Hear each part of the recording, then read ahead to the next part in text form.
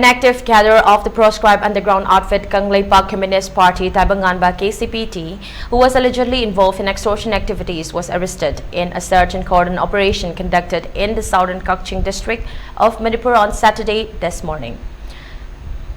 In his possession, the police found a sum of Rs 22,000 cash, 4 ATM cards, 2 mobile phones and some demand letters, the police said today.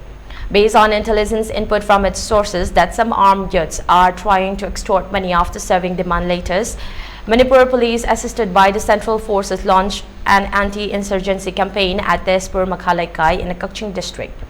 The operation concluded with the arrest of the KCP T cadre, later identified as Ningthozam Asha Kumar Maitei, alias Abung 33.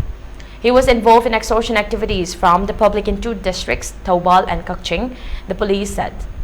The arrested cadres along with the confiscated items were handed over to the Kakching police station for necessary legal proceedings, the police added.